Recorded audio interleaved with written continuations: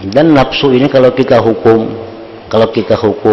dengan mujahadah, kita hukum dengan sungguh-sungguh, dia akan patuh. Itu sudah dijamin. Kalau kita bujur-bujur mendidik diri kita bujur-bujur mendidik nafsu kita, pasti patuh.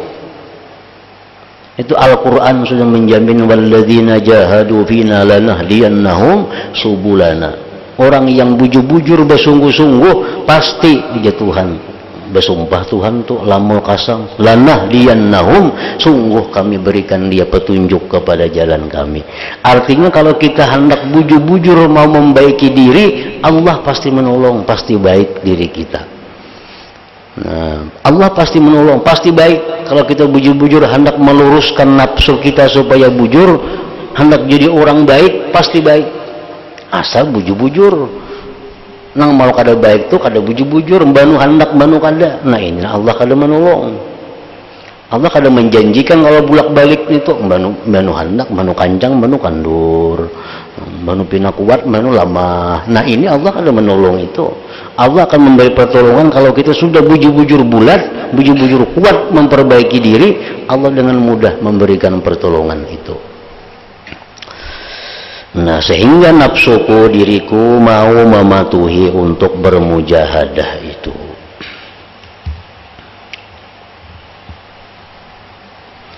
Imam Ghazali dalam Ihya Ulumuddin menjelaskan hukuman-hukuman yang patut diberikan bila mana kita melanggar sesuatu yang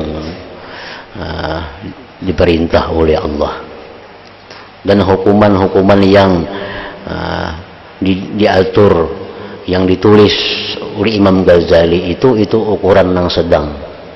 Ada usaha kayak kada minum setahun, itu terlalu berat untuk kita. Itu bisa putus asa pulangnya, bisa bermatian di tengah jalan itu.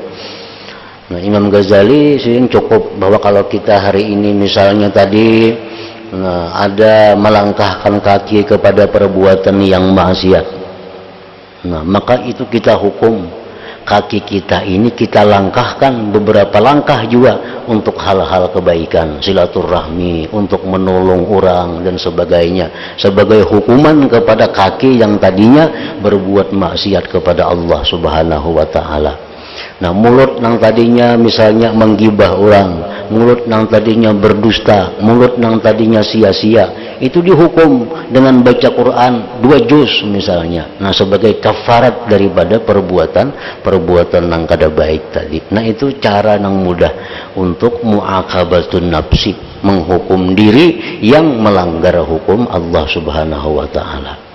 Maka bila diri kita ini kita hukum dahulu dalam dunia, kita di akhirat kada dihukum Tuhan lagi. Kada dihukum Tuhan lagi. Berarti sebenarnya maksiat, melangkah kepada maksiat, kita hukum dengan melangkah kepada menolong orang. Kita gunakan kaki kita misalnya melangkah kepada hal-hal yang baik, kita hukum. Mata kita memandang kepada yang haram, kita hukum dengan memandang Al-Quran sambil membacanya. Kita hukum dalam dunia, di akhirat kada ada lagi hukumannya, karena sudah dihukum di dalam dunia.